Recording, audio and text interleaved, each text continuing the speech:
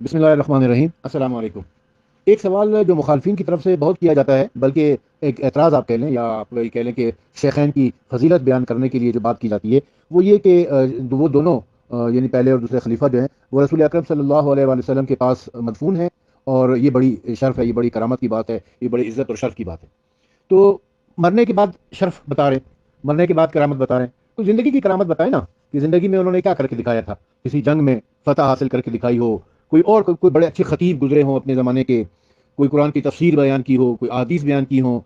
یا کوئی اور کرامت کر کے دکھائی ہو کسی قسم کی۔ زندگی میں جب کوئی کرامت ان کو نظر نہیں آئی، کوئی کمال نہیں ہے، کوئی تیر چلایا ہوا نظر نہیں آیا ہے، بلکہ ہر جگہ پر ان کو مایوسی نظر آتی ہے، جنگوں میں بھاگنا نظر آتا ہے، رسول اکرم صلی اللہ علیہ وسلم کی طرف سے کوئی عہدہ انہیں نہیں دیا گیا ہے، جو عہدہ دیا گیا وہ واپس لے لیا گیا، تو پھر یہ اور کوئی بات نہیں رہ جاتی، تو پھر وہ یہ کہتے ہیں کہ جی وہ رسول اکرم کے پاس چونکہ دفن ہے، لہٰذا یہ بڑا شرف ہے ان کے لیے۔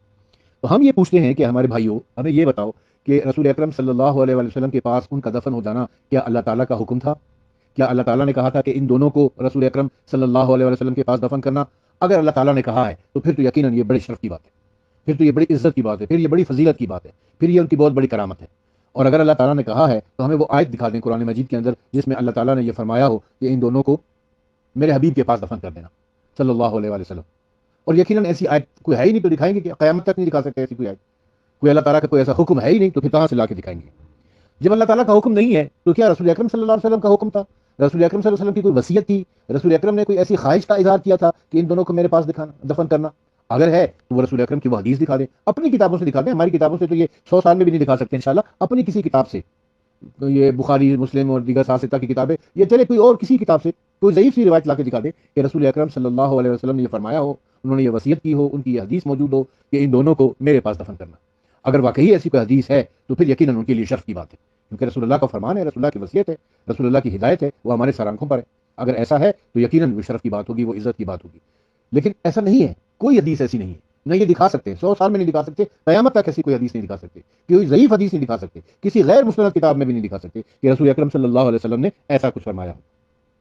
پھر اس کے بعد جو تیسری بات کی جاتی ہے، وہ کہتے ہیں کہ جی نہیں، وہ تو حضرت عائشہ کا حجرہ تھا اور حضرت عائشہ نے ان کو اجازت دے دی تھی کہ وہ وہاں پر دفن ہو جائے۔ اچھا، اگر حضرت عائشہ کا حجرہ تھا تو حضرت عائشہ کی ملکیت ہوگا وہ حجرہ، حضرت عائشہ کے پاس اس کی اسٹامپ پیپر ہوں گے، اس کی خطونی ہوگی، اس کا جو زمین کا جو انتقال ہوا کرتا ہے وہ ہوگا، کوئی ایسا کوئی کاغذ ہوگا، کوئی ڈاکومنٹ ہوگا نا جس میں رسول اکرم صلی اللہ علیہ وسلم نے وہ حجرہ حضرت عائشہ کے نام کر دیا ہوگا، تو وہ ہمیں وہ خطونی دکھا دیں، وہ اسٹامپ پیپر دکھا دیں، وہ انتقال کا وہ کاغذ دکھا دیں، وہ ڈاکومنٹ، کوئی تحریر رسول اکرم صلی اللہ علیہ وسلم کی طرف سے دکھا دیں کہ خود حضرت صلی اللہ علیہ وسلم نے وہ حجرہ ہبہ کر دیا تھا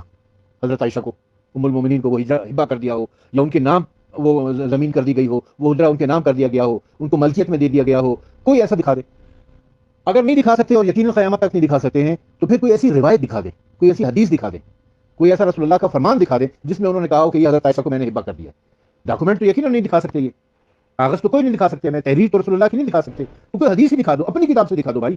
اپنی کسی کتاب سے، اپنی غیر مستند کتاب سے کوئی ضعیف روایتی لا کے دکھا دو کہ رسول اکرم صلی اللہ علیہ وسلم نے یہ کہا ہو کہ یہ حجرہ میں نے ہبہ کر دیا ہے۔ حق سچ یہ ہے کہ مسجد نبی کے ساتھ جتنے بھی حجرے تعمیر تھے وہ سب رسول اکرم صلی اللہ علیہ وسلم کی ذاتی ملکیت تھے، وہ زمین رسول اکرم صلی اللہ علیہ وسلم نے خریدی تھی،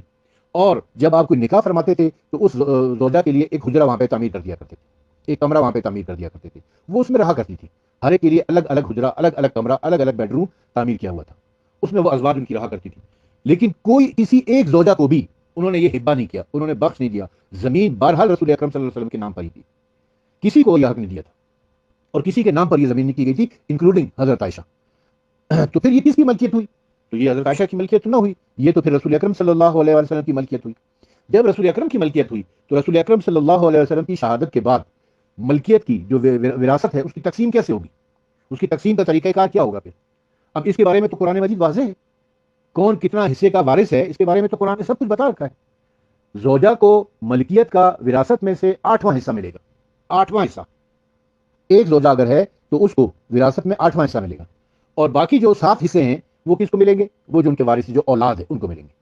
اور ان کی اولاد میں کون تھا؟ ان کی اولاد میں صرف ایک بیٹی سیدہ فاطمہ زہرا سلام اللہ علیہا کی، لہٰذا وہ حجرہ رسول اکرم صلی اللہ علیہ وسلم کی ملکیت تھا، بلکہ تمام حجرے، تو ان کی وارث سیدہ فاطمہ زہرا سلام اللہ علیہا ہیں۔ ہاں، 8واں حصہ ازواج رسول کا ہے۔ اب جب رسول اکرم صلی اللہ علیہ وسلم کی شہادت ہوئی ہے اس وقت 9 ازواج آپ کی زندہ تھی، 9 ازواج، 9 ازواج زندہ ہونے کا مطلب یہ ہے کہ یہ جو 8واں حصہ ہے، وراثت کا جو 8واں حصہ ہے، یہ 9 ازواج میں تقسیم ہوگا، یہ 9 ازواج میں تقسیم ہوگا، یعنی 8ویں حصے میں سے 9 حصے بنیں گے، 8ویں حصے میں سے 9 حصے بنیں گے۔ جب 8ویں حصے میں سے 9 حصے بنیں گے تو ایک زوجہ کے لیے 72%، 72واں حصہ ان کے حصے میں آتا ہے۔ آپ کیلکولیٹ کر کے دیکھ لیں اس کو، یعنی اس حجرے میں بمشکل ایک ہاتھ رکھنے کی یا ایک پاؤں رکھنے کی جگہ جو تھی وہ حضرت عائشہ کی ملکیت بنتی ہے وراثت کے اعتبار سے، اس سے زیادہ کسی ان کا حق نہیں بنتا تھا۔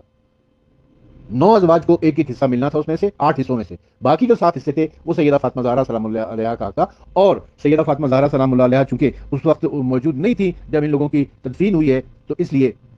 ان کے جو وارث ہیں، یعنی سیدہ فاطمہ زہرا کے جو وارث تھے، یعنی مولا علی مشکل کشا علیہ الصلوۃ والسلام اور امام حسن اور امام حسین علیہ السلام، ان سے پوچھا جانا چاہیے تھا، کیونکہ اصل وارث جو ہے وہ سیدہ فاطمہ زہرا ہوئی ہے۔ ان سے پوچھا جانا چاہیے تھا کہ کیا ہم ان کی تدفین کر سکتے ہیں یا نہیں کر سکتے، لیکن ان سے پوچھا ہی نہیں گیا کیونکہ حکومت ان کے ہاتھ میں تھی، اور حکومت کے اوپر، حکومت کے بلبوتے کے اوپر، حکومت کے زور کے اوپر انہوں نے وہاں پہ دفنا دیا۔ جیسے کہ جنرل ضیاء الحق جب مردار ہوا ہے تو اس کو شاہ فیصل مسجد میں لا کے دفنا دیا۔ اب اس کا کیونکہ حکومت میں تھا اس وقت، اس کی حکومت کے لوگ تھے اس میں موجود تھے، تو انہوں نے اس کو دفنا دیا۔ کیا شاہ فیصل مسجد میں دفن ہو جانا جنرل ضیاء کے لیے کوئی شرف کا باعث بن گیا ہے؟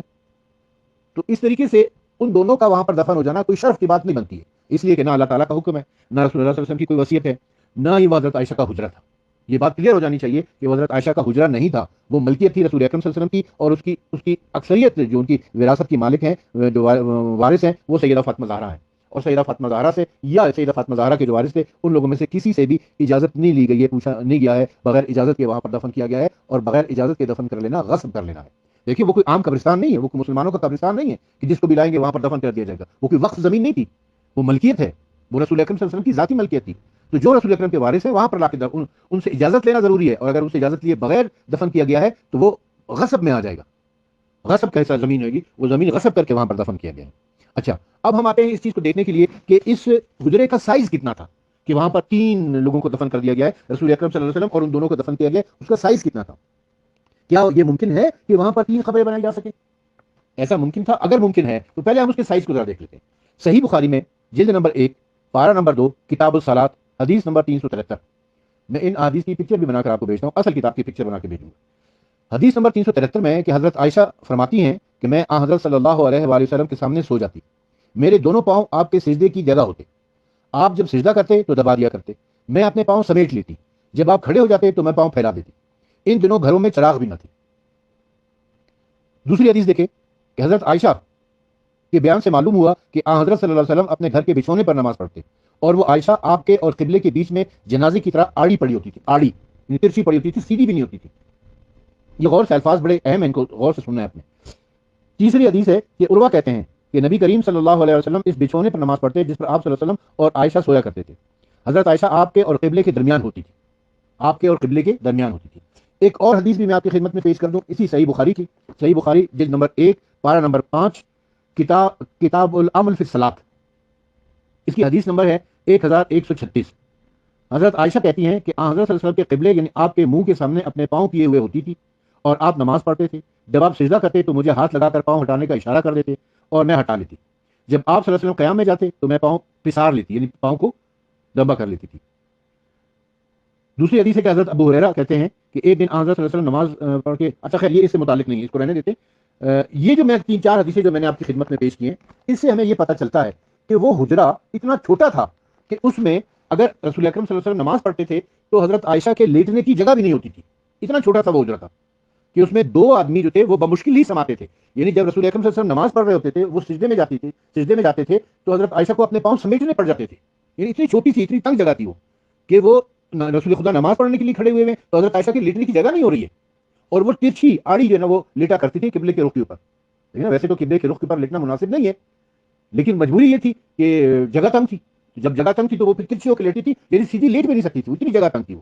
اب جب اتنی جگہ تنگ ہے کہ 2 آدمی وہاں پر بمشکل ایڈجسٹ ہو پاتے ہیں تو 3 قبریں وہاں پر کیسے بن گئی ہیں؟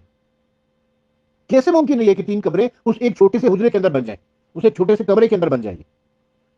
عقلاً یہ بات ممکن نہیں ہے۔ دیکھیں کسی نے اصل حقیقت تو جا کے دیکھی بھی نہیں ہے نا، وہ ایریا جہاں پر رسول اکرم صلی اللہ علیہ وسلم اور وہ دونوں دفن ہیں، وہ جگہ تو سیل ہے، بند ہے چاروں طرف سے، کوئی نہیں گیا آج تک وہاں پر، کوئی بھی نہیں گیا۔ یہ جو تصویریں آپ کو نظر آتی ہیں سوشل میڈیا کے اوپر، یہ سب خیالی تصویریں ہیں، حقیقت میں کوئی نہیں، کوئی تصویر حقیقی تصویر نہیں ہے، اندر جا کے کیمرے سے کسی نے نہیں کھینچی ہوئی ہے، نہ ویڈیو ہے نہ کوئی تصویر ہے وہاں کی۔ وہ کمرہ چاروں طرف سے بالکل بند ہے، سیل ہے، اس کے اوپر چھت ہے، کوئی اس کمرے کے اندر نہیں جا سکا۔ حقیقت کیا تھی کہ وہ اتنا چھوٹا سا کمرہ تھا کہ وہاں پر بمشکل 2 آدمی ایڈجسٹ ہوتے تھے. تو جب قبر بنتی ہے تو قبر بننے کے لیے تو زیادہ جگہ چاہیے, کھلی جگہ چاہیے ہوتی ہے. تو جب قبر بنی ہوگی تو وہ حجرہ جو ہے وہ تو اس ایک قبر سے ہی بھر گیا ہوگا, اس میں تو مزید جگہ ہی نہیں ہوگی کہ 2 قبریں اور بنائی جائیں. تو ہوا کیا تھا, ہوا یہ تھا کہ وہ جو حجرہ تھا, اس حجرے میں جہاں پر آپ کا انتقال ہوا, جہاں آپ کی شہادت ہوئی صلی اللہ علیہ وسلم کی, آپ کو وہیں اسی حجرے میں دفن کر دیا گیا تھا. اس حجرے کے ساتھ ایک اور حجرہ تھا, اور دونوں حجروں کے درمیان میں ایک دروازہ بھی تھا. اس کے ساتھ تیسرا حجرہ, چوتھا حجرہ, اس کا جتنے بھی آپ کے ازواج تھی سب کے کمرے الگ الگ تھے, سب کے حجرے الگ الگ تھے, اور ان کے درمیان میں ایک ایک دروازہ بھی ہوا کرتا تھا تاکہ ان کے آپس میں کمیونیکیشن بھی رہ سکے. ایک دروازہ باہر کی طرف بھی تھا اور ایک دروازہ آپس میں کے درمیان بھی تھا. تو رسول اکرم صلی اللہ علیہ وسلم کو جس حجرے میں دفن کیا گیا تھا, جس حجرے میں آپ صلی اللہ علیہ وسلم کی تدفین ہوئی ہے, اس کے ساتھ والے حجرے میں پہلے کو دفن کیا گیا, پھر اس کے ساتھ والے حجرے میں دوسرے کو دفن کیا گیا, اور بعد میں پھر ان 3 حجروں کے درمیان جو دیواریں تھی ان کو درمیان سے توڑ دیا گیا, اور اس طریقے سے یہ ایک بڑا لمبا سا کمرہ بن گیا. اور یہ کہا کہ جی یہ دونوں ان کے پاس دفن ہے. یہ ممکن نہیں تھا کہ اس حجرے میں 3 قبریں بن سکی تھی. اچھا, پھر یہ کہ قرآن مجید میں اللہ تبارک و تعالیٰ نے فرمایا ہے کہ خبردار میرے رسول کے پاس اپنی آوازوں کو بلند نہ کرنا. یعنی رسول اکرم صلی اللہ علیہ وسلم کے پاس شور و غل سے, بدتمیزی, بدتہذیبی سے آواز اونچی کرنے سے منع کیا گیا. اب یہ نہیں کہا کہ زندگی میں مت کرنا تو موت کے بعد کر لینا, ایسا نہیں ہے. رسول اکرم صلی اللہ علیہ وسلم زندگی میں ہے یا موت کے بعد ہیں, ان کے ادب اور احترام اپنی جگہ پر قائم ہے قرآن مجید میں سورہ حجرات کی آیات کے مطابق. اب اگر یہ لوگ یہ دعویٰ کرتے ہیں کہ ان دونوں کو وہاں پر دفن کیا گیا ہے, تو اس کا مطلب یہ ہوا کہ وہ ان دونوں کو دفن کرنے کے لیے وہاں قبریں کھودی گئی تھیں, دین کی بیلچوں کا استعمال ہوا تھا, شور ہوا تھا. تو رسول اکرم صلی اللہ علیہ وسلم کے پاس تو شور جائز نہیں ہے, رسول اکرم صلی اللہ علیہ وسلم کے پاس تو آوازیں بلند کرنا جائز نہیں ہے, حرام ہے. اور جو شخص ایسا کرے گا اس کے اعمال ہبط ہو جائیں گے, ان کے اعمال خاک ہو جائیں گے, راکھ ہو جائیں گے. تو اگر آپ یہ کہہ رہے ہیں کہ اس حجرے میں ان کو دفن کیا گیا, اس کا مطلب ہے کہ وہاں پر گینتی استعمال کی گئی, بیلچہ استعمال کیا گیا, وہاں پر شور ہوا ہے, آوازیں بلند ہوئی ہے, ان کے اعمال ہو گئے. بلکہ جنہوں نے ان کو دفن کیا ان کے اعمال بھی گئے. جو بھی قبر کھودنے میں وہاں مشغول تھا, گینتی بیلچہ جس نے بھی وہاں پر چلایا ہے, ان سب کے اعمال گئے تھے. اب آپ ان کے اعمال بچائیں یا ان کے تدفین وہاں پر بچائیں, آپ کی مرضی. پھر اس کے بعد جو ایک اور چیز ہے وہ یہ کہ یہ کہا جاتا ہے کہ جی رسول اکرم صلی اللہ علیہ وسلم کی قبر سے لے کر ممبر رسول تک ریاض الجنہ ہے, یہ جنت کا حصہ ہے, اس میں کوئی شک نہیں, ریاض الجنہ ہے. ہمارے سارے آنکھوں پر, دل کی گہرائیوں سے ہم اس بات کو مانتے اور تسلیم کرتے ہیں کہ رسول اکرم صلی اللہ علیہ وسلم کی قبر سے لے کر رسول اکرم صلی اللہ علیہ وسلم کے ممبر تک کا جو ایریا ہے وہ ریاض الجنہ ہے, وہ جنت کا ٹکڑا ہے, وہ جنت کا حصہ ہے. تو ان کا دعویٰ یہ ہے کہ جی وہ تو رسول خدا کے ساتھ دفن ہے, تو اس کا مطلب ہے کہ وہ ریاض الجنہ میں دفن ہے. وہ بھائی وہ رسول اکرم صلی اللہ علیہ وسلم کے ساتھ دفن نہیں ہے, وہ الگ الگ حجروں میں دفن ہے, وہ ساتھ والے حجروں میں دفن ہے, اور وہ ریاض الجنہ نہیں ہے. رسول اکرم صلی اللہ علیہ وسلم کی قبر ایک حجرے میں تھی, اس کے بعد پہلے کی قبر ہے, اس کے بعد دوسرے کی قبر ہے. ریاض الجنہ رسول اکرم کی قبر سے ممبر تک ہے, نہ کہ ان کی قبروں سے ہے. وہ ریاض الجنہ کے ایریے سے باہر ہیں, وہ دونوں ریاض الجنہ میں دفن نہیں ہیں. اس ٹیکنیکل چیز کو تھوڑا سا سمجھنے کی کوشش کریں. اچھا, پھر اس کے بعد اگر ہم نے تو جو کچھ ابھی سنی روایات سے آپ کی خدمت میں پیش کیا نا, اگر ہم شیعہ روایات کی طرف آ جائیں تو ہمارے پاس ایسی روایات موجود ہے. میں ان کا ذکر نہیں کرتا, میں تو شیعہ روایات کا ذکر ہی نہیں کیا کرتا ہوں, سنی روایات سے میں استدلال کیا کرتا ہوں. ہمارے پاس ایسی روایات موجود ہے کہ ان کو دفن کرنے کے بعد فرشتے ان کو اٹھا کر لے گئے تھے یہاں سے.